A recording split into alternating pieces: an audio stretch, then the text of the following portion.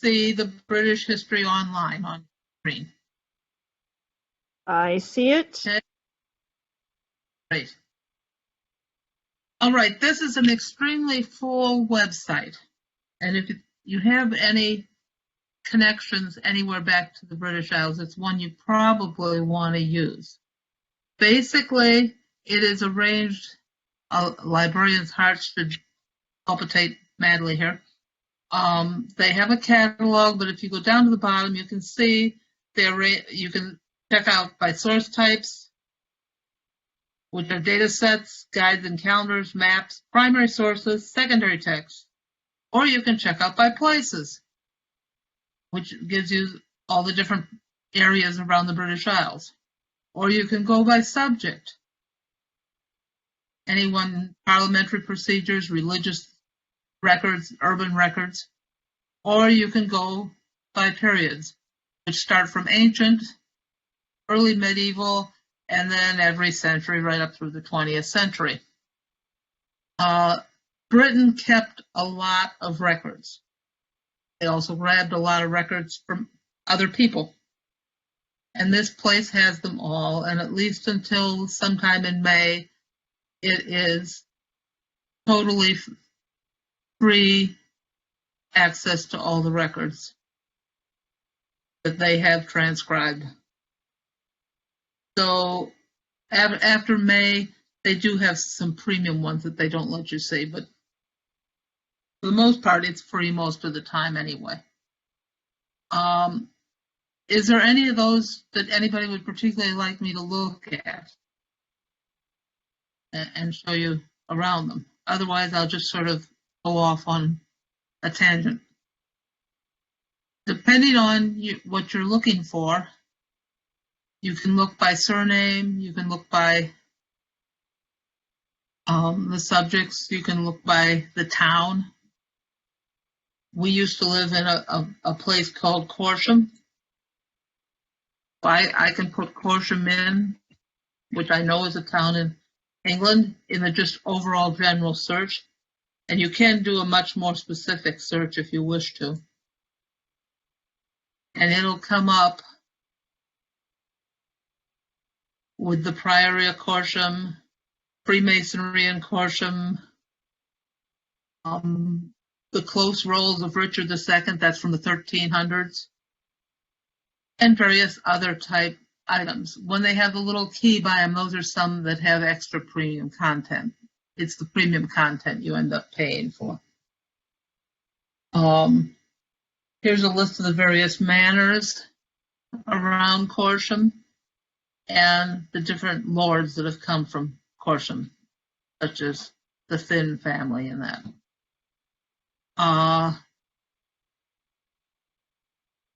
You can browse the catalog just straight.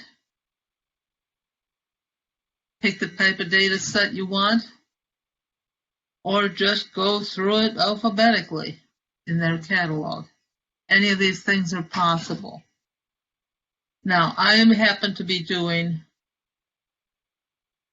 I started another study on the surname Byatt finally. And the first spelling of our surname is B-I-A-R-T, as you can see. And I'm putting that in. Now, this actually doesn't turn up a whole lot because of the kind of weird spelling. But you notice it was showing up in the French language in 1592 here. If I view the result, this is a section, and it gives you the accounts and the testament, all the detail that you want to read. You can also get wills. It's basically what you think you might want to look for. Like here's 1592, whereas we are informed that in the counties of Sussex and Kent there are a great many grain, especially of wheat, and the owners thereof have no means to utter the same, but to their great loss. They had problems back in 1592 as well. They sound pretty similar. Does anybody have anything they'd like me to show you how to search for? I've sort of searched my things out quite a bit in here, so I'm not quite sure what people would be looking at. Turn on your mic and let me know if there's anything you'd like to say. Or I don't have any connection. I don't have any connection that I know of in British absolutely history. nobody in your family ever was over in Britain? I haven't gotten that far. You haven't I'm more got. Irish and German. Oh, well, Irish shows up in here quite a bit. What's one of the Irish names? Connors. H. Connors. H-O. Connors.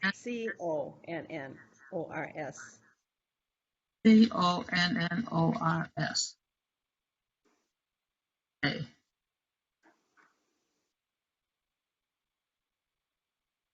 I got 11,000 results here. Oh, wow.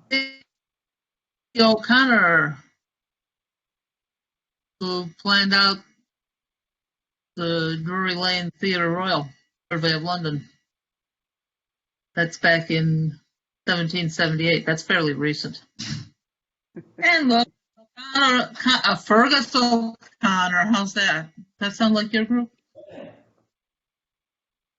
Came up with the local working men's association. In other words, he was forming a workers' union. No, I haven't done a whole lot, so other than grandparents. So I need to work my way back. Yeah. But there do seem to be quite a few O'Connors that were wandering around in these records. Looks like they started up labor unions. That sounds like the family. Irish. At least I think that sounds rather Irish, don't you? Yeah, very. Yeah, very. Got a name they want to try. Yeah, Fowle, Fowle. Fowle.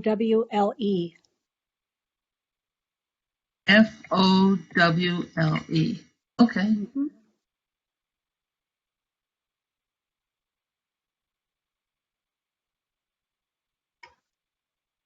Well, here's a Matthias Fowles in the House of Lords who brought suit against Francis. Let's see what that looks like, huh? Okay. That was back in 1621. And he was causing trouble already then. Okay. Here we go. It's a petition offered to this house by one of the lords.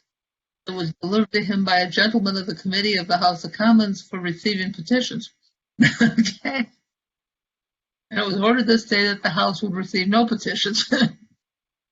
This sounds like Congress, except it be exhibited the party itself.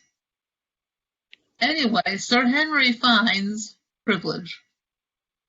And it goes on, and somebody's been swearing in the House of Lords. Oh dear, this is terrible.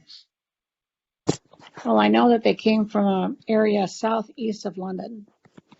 Okay, well, this could very well be your group that got involved here then. Yeah.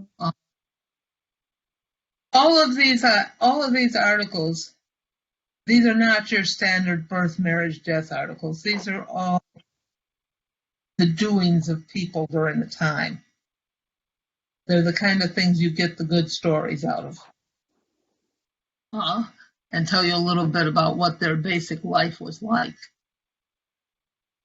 Which, of course, is what makes it interesting. It's a very, very rich subject. I was going to go down. Let's take a look at maps and see what they've got in the maps. Like here's a map of London from 1561. Chance to come up. And as you see, it is fairly detailed.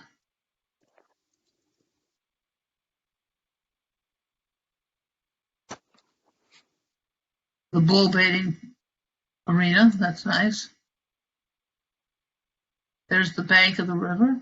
There's the river.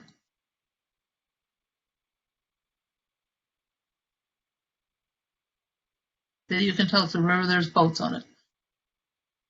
And here's the broken wharf. Whoops.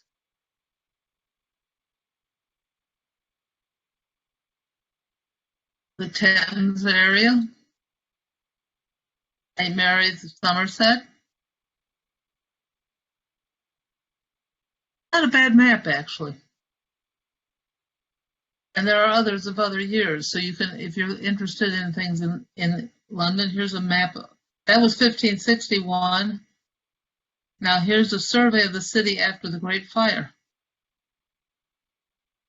Again, if you have somebody who's in the area, you said your foul was just south of London? Yeah, southeast where it sort of sticks out in that big bump. Okay. I think there are a lot of marshes there. Yeah. Yeah, they had a lot of smugglers in that area. Ah, there we go. There, you can see there's the Tower of London down here in the corner. My relatives all came from just behind the tower in what's known as the Tower Hamlets. Well known for not being law-abiding, okay? That's also, and lots of people died at Colin. It wasn't the best part of the city, okay? But you can see where, when they took the various prisoners down to the tower, they had to go through Tower Bridge, which is this one here, and they were really getting exiled in the tower. It was a very strong, impregnable keep. So you said they were down in Kent. Okay, map is this. Click start now step. Check maps. See if we can find one for Kent. London. Try the southeast area here. The southeast. What do we have? The borough market privileges. These close rolls are taxation rolls, and they're lists of people. So if you think your relatives say they came over and settled in Jamestown, you're going to want to look at those kind of rolls for the right period for before people came over. My files came over. over. The records. My files came over around 1777. Came over 17. Oh, so they wouldn't be on the roll because by 1777, the Henry,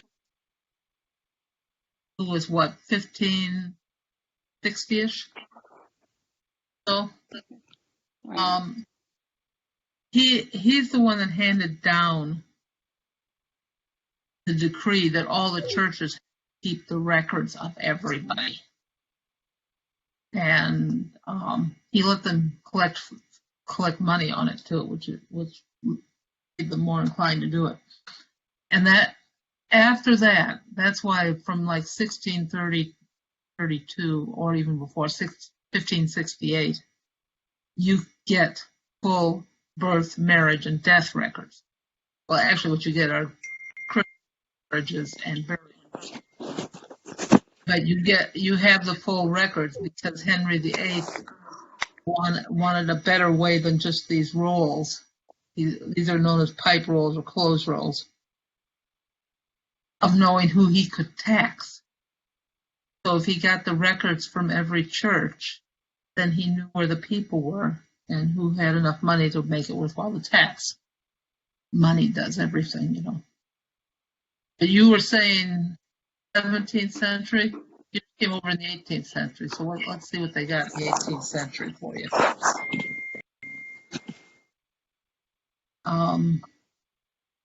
There's the history of London, Bristol town. That's not, you want Kent, don't you? I'm not actually sure. You're not actually sure. No. I haven't I done a need lot to, with him. I just know that I came over. He was my fifth great grandfather. what was his name? He was Benjamin Fowle. Benjamin Fowle. There is a better search than just this single name one. He also has a brother named Theophilus. Well, that's a good name. It's more The, rare. Theo. yeah, Polios. Theo. Theophilus. Yeah, Yep, that looks right. I Mhm. got it there. Fowle. Oh, that. Yeah, they died down in Rock County, Wisconsin.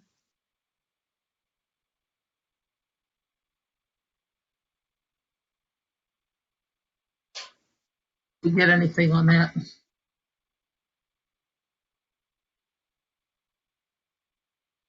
And I have pictures of their tombstones.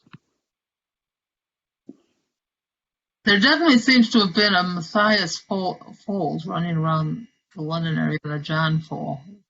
Pretty. Mm-hmm. What year did you say they came over? 1777 or so.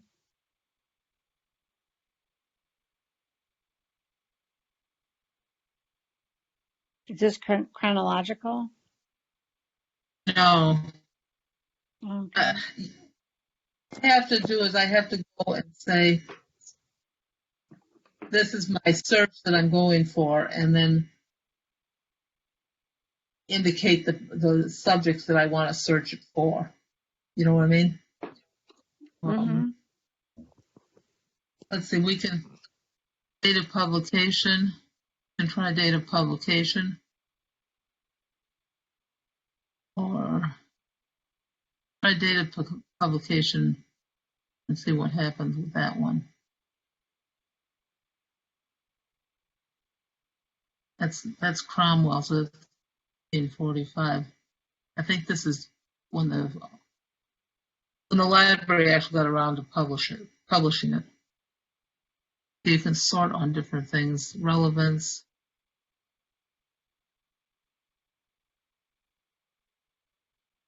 Sending. Oh, they have like tax records or something? Do they Yeah. have tax records? Okay. Oh yeah, they have tax records. That would be probably under either economic or administrative and legal. Okay. Administrative and legal tax records. Let's see what we get here. Because there's 13. See, down here it tells you how many of each type of records there are. Right. So it Saw said that. there's, yeah. So you can, that little number tells you out of the 2,000 that they had, 1,300 of them are considered to be economic and administrative and legal records. So Well, here's then state. on where it says place, then we could click southeast too, right? Yeah, Where it says place. southeast.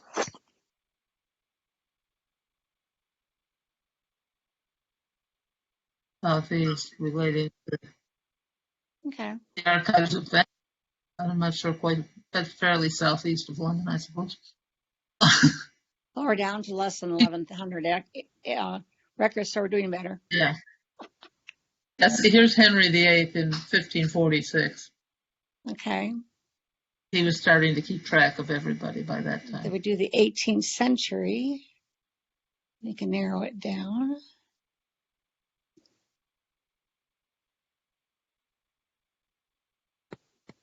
Treasury book, third accounts. Okay. Yeah, you can just keep going this way. 1772. Yeah. Let's see the result, what they have. What it looks Oh, like I'm doing the 1772. Admiralty orders. letters from the Secretary of State. And then it's a case if you have to read through them. All right. But what the search does is it tells you that in this document, we have found what you are looking for. And then Okay. you have to find it yourself, but they tell you which the document is. But with this name, you're also going to find fowl like the bird without the E on the end. Again, you can do some of those things. I had spelled it with the E, so that's what it's looking for at the moment. Okay. It looks pretty exact. It doesn't do a Poundex search like Family Search does. Okay.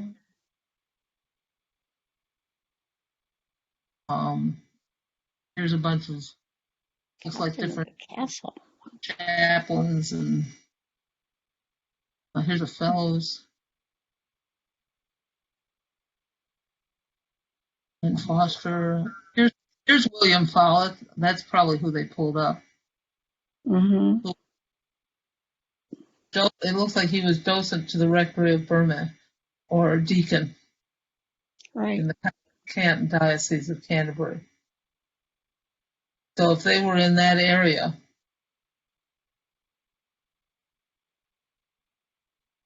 Burmarsh, that sounds definitely like they were in a swamp, in the county of Kent, and a lot of Kent is a swamp.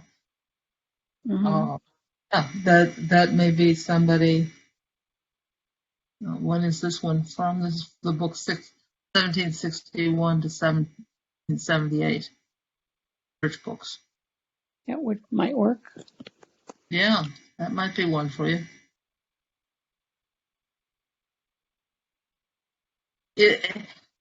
There's a lot of different things here. I don't know how else, but it's wonderful if you have a name and an idea. Definitely go and find some really interesting information. Like here's a fellow who's the prebendary of Durham, which is kind of like second to the bishop. Second and third, one of the next level of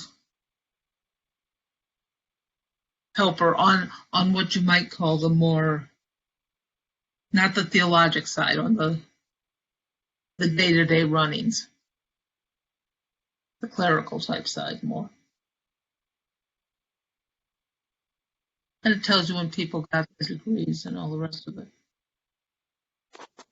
Anyway, that's basically what this one does. I was going to show you one other site that I know I've told a couple of this, but if you haven't seen it before, so if you don't mind, anybody else got any questions about the British History Online site? It has a wealth of information. You just have to look. I'm sorry, I And logged take a in good late, look. so how do we access this? Basically, you go to britishhistory.ac.uk. Okay. That's it. It's, Or do we have to go on through the Google library? search, put no, Okay. from your home computer. That's why I said it's full access all the time that Britain is shut down. It All says right, here till July 31st. Yeah. So you're in good shape, you know. Actually, the easiest thing, I don't even bother to keep I remember the URL. I just Google British History Online, and it comes right up. Okay, great. Thank you. Now, the other one that I think people will enjoy, and I'm going to move over to it, is the Old Bailey. How many of you have tried this site? I know Nancy Brewster has. No. This site, this site you actually can read court cases about your name or anybody else you might be curious about, your next door neighbor. From the start of the Old Bailey up through 1913, you can read the entire case. If we put in, let's say, let's try your fowl, okay? and we do a search. Punishment summary, 1714. Well, here, this one's even better. Mary Smith, the killing. Okay. Okay, Yeah. verdict was guilty of manslaughter. The sentence was branding. Mary, the wife of Kyle Smith, was indicted for willful murder of Joseph Oliphant. She also stood charged in the coroner's inquisition for the said murder. Where does the foul come in? Court took a look. It may be that they just said that she did a foul deed. Maybe I should have some. Yeah. I believe she was going to strike the deceased. He held her hand and took them away and said she should have nothing from that bench. And then she went to the other bench and catching up a turning bit called a stocking bit, went downstairs into the kitchen. Looking at the instrument. It was just such an instrument that she took up, and just as I got to the bottom of the stairs, I heard a noise as if something had fell, and I returned into the shop and saw my mistress fallen backwards and the deceased with her hand on his side, and he reeled and fell down, and he was dead. Okay. So she took the tool from the guy's bench and then went down from there. You start reading something, and remember they didn't have forensics at that time. All they had on all the cases was witness accounts. That's what they determined everything on. Which, of course, I mean, some cases there wasn't a whole lot of witness around. But that's okay. They hung them anyway, it's no problem.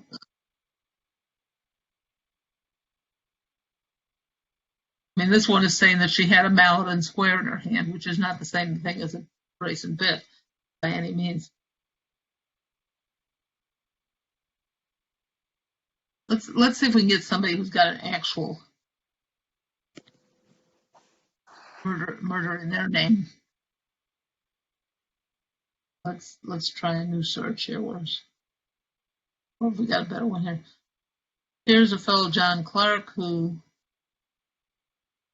violently robbed William Rook. I got a feeling that foul is coming up in all of these as they did a foul. There's John in 1782. Oh, there's John Fowl. Oh, well, we'll do John Fowl. Okay, here we go. Okay. Somebody stayed behind. John Fowl. He was found not guilty. See, he won. He was indicted for 10th of August, one leather bridle with an iron bit plated with silver.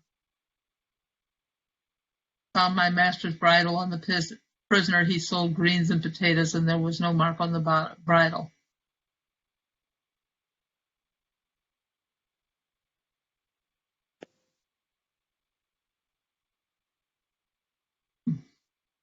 Okay. Sarah Buttery gave the prisoner a good character, and he was found not guilty. It looks like they couldn't actually prove that bridle had belonged to the other guy, which meant they couldn't prove he'd stolen it. Mm-hmm. And if you notice up here in the corner, you can actually see the original transcription, the original thing that it was transcribed from.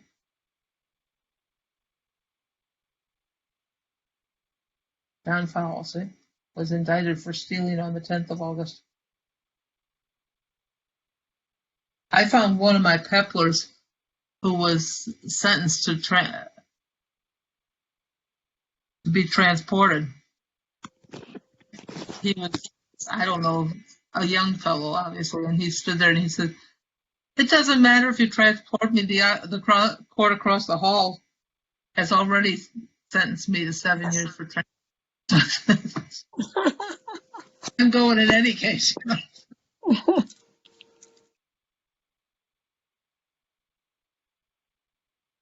and they talk about, what the person did. And it's all witness testimony. It's great fun. Anybody else want to try another one? Another name? Anybody interested in another name? No? I think there's a lot of Brewsters in this, I'll tell you. Yeah, I was just going to say, try Brewster once and just see what comes up.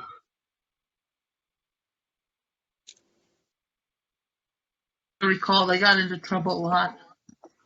I wouldn't doubt it. Francis Brewster, 1695. Oh, 3 legs, not 3 legs. Yeah. Oh, And here's that's Brewster. good. Robert Of Brewster. course, they're not related to us probably anyway, so. Yeah. Let's see, Well, Jonathan. sometimes he's the defendant, and then sometimes he seems to be the accuser. Brewster's definitely got all involved in. They got into a lot of trouble. There were a bunch of nasty Brewsters around London, I'll tell you. Why do you think they came over here? Yeah. Yeah, even more ironically, they were the pastor on the ship kind of thing. Yeah. Right. That's why they. But That's we're not why related to that they line of became- Brewsters.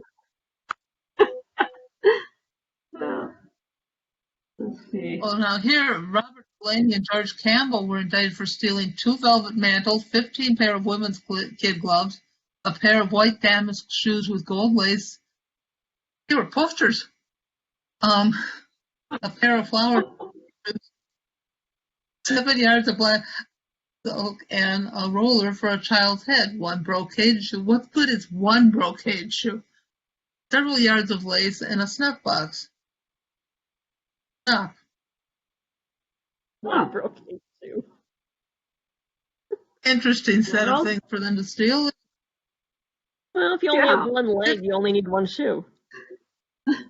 But Yeah. or if you have 3 legs, because the other Brewster had the 3 legs, and There's always that possibility. Patience Forrester then obviously took the pair of damask shoes that were laced with gold. She also took the 1 brocade shoe. And she Dropped knew that one they along the way. yeah.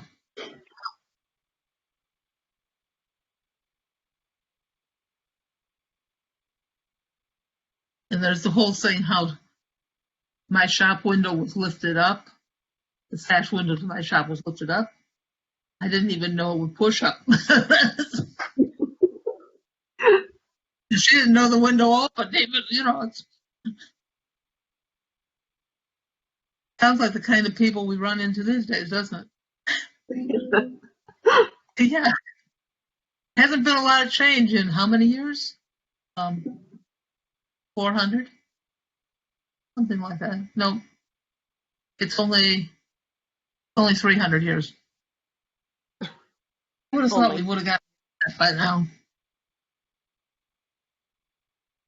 But this one, if you go back and you look at their actual search that they have, besides putting in a keyword, so you can put in robbery or something like that, you can put in what kind of offense, only the ones that came up with a guilty verdict or what have you. And you can put in exact surname and exact given name. You can even put in an alias if the person you're looking for used a nickname or a common name or something. It's a far more detailed search. Because you're not searching at the Old Bailey compared to British Online. At the Old Bailey, you're searching for particular specific cases, where in the British Online section, you're looking for any records that might hold them. Where the Old Bailey is only dealing with specific records. Who else has got a name they want to do of any kind? Because you get a lot of foreign names at the Old Bailey too. I mean, was in London, and we're talking the underworld, okay? Is this a free site? Yep, absolutely free. Again, This it's looks the old interesting. it's the Old Bailey online. And you'll get it. It's very easy to get to. There's actually another site down. I'll have to dig it up because it's a little bit different site. There's another site in either Devon or Cornwall area where they have cases about all the smugglers, which is also quite interesting because you have things like, well, there were some buyouts down in that area, and the one fellow was done up, and he was like 85, and he was prosecuted because he was supposed to light the fire if any of the revenuers were coming, you know. And he stood on the top of the cliff with a built fire to mark things out for people. So it was a whole it was a whole gang family. The mothers were shiving the goods around, and the men went out in the water to get them, and great fun. You know? If you want to look for that kind of thing. Anybody else got a name they want to look for at the Old Bailey? Noreen, what about you? That one?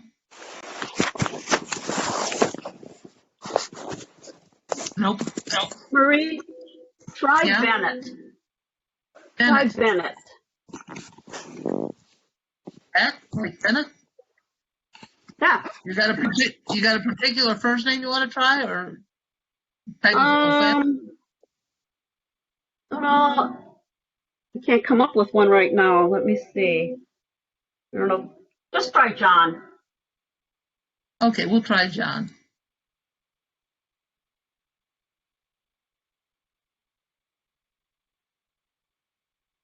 John Bennett. He was a juror. Oh. Then the next case, he was a defendant. Okay. He Theft, grand stole larceny.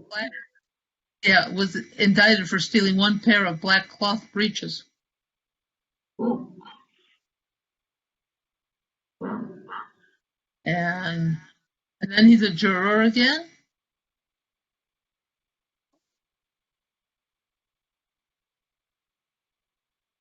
Probably not the same guy, but Oh, I wouldn't be too sure. And here's a John Bennett. This time he's stolen a silk handkerchief. Interesting. he needs pants and he needs to blow his nose. Yeah. Now here's John Bennett in a punishment summary. Let's see what he got. Yeah. Okay, all of these received the punishment of transportation. Elias Jones, Bennett, John Bennett, James Bell. That was my dad. Oh. Not in 1761. He wasn't born yet then. Joseph Moses, Ann Nixon, Susanna Bates. These sent to the Antipodes, probably 1761. Oh, they might have still been sending them over here to the U.S. Okay. Their job came over around 1761. And when they stopped, David Morgan managed to get a pardon on condition of being transported during his natural life. Okay. Yeah. So This is anyway, I think if you get playing with these sites yourself, and like I said, they're free, and you can nose around them as much as possible. There's also another site, if I can manage to put it up here, that's called Access to the Archives, which has a lot of, let me see if I can get it. bookmark this and I forgot.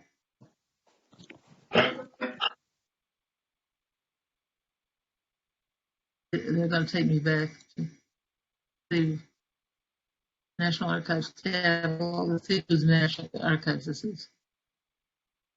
I think this is our National Archives. Yeah, that's our National Archives.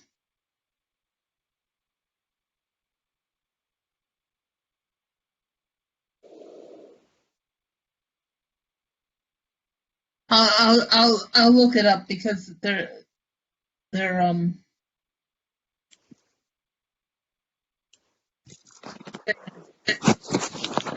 have an archive site as well where you can actually look up individual wills on people.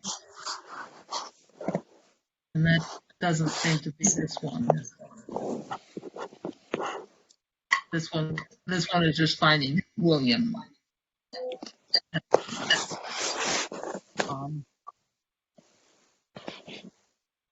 But any other questions on that at all? No, thank you very much. I think the it one wasn't the challenge- greatest. No, the one challenge is like British history is like the commonality of names. You know, like how, the names are, plus it's not as bad as Swedish and stuff where it's everybody's somebody's son, but it's, like you really kind of need to take your time to narrow it down to see if it's your person with that name, but it could be really interesting. Yeah, it's pretty easy. If you can find one person that you're sure is yours, once you have one to step off with, even if it's the person that came over and what you have is what he said his birth date was, you can usually get going pretty good. Unless, of course, the name is like my maiden name, in which case I don't have a hope in what. My maiden name is Bell. Yeah, I seem to come from a long line of Jameses and Williams, and you know something? That was pretty common. I went to school with William Bell. I went to school with James Bell.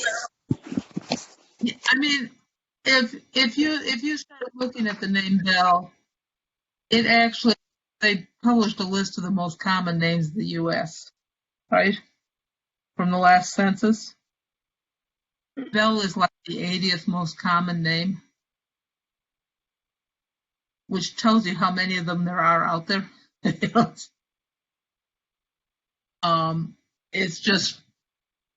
right up there with Garcia and some of the others, and I have a really hard time with that. That's why I'm not doing my maiden name for my study, because, and of course, my mother's maiden name was Finn, which is nearly as bad.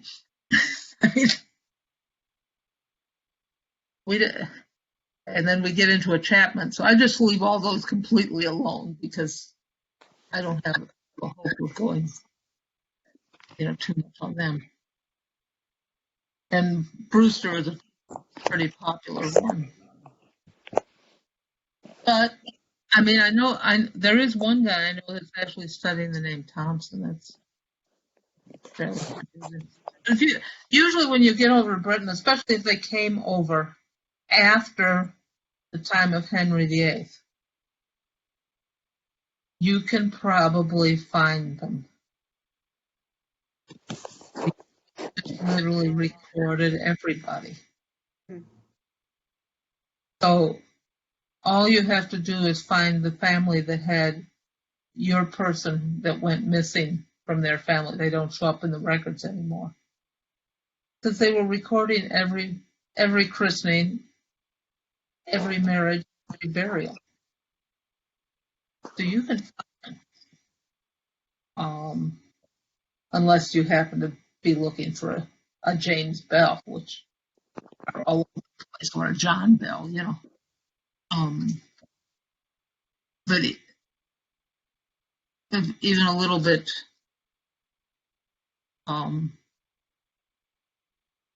Still fairly common. You can usually find them. I mean, one of the fellows I know is working on the name Hall, and he's getting through it with no trouble. It really isn't bad. But Bell can be a problem, I must admit. Any other question? No? All right, I'll return the screen to you. How's that? Okay.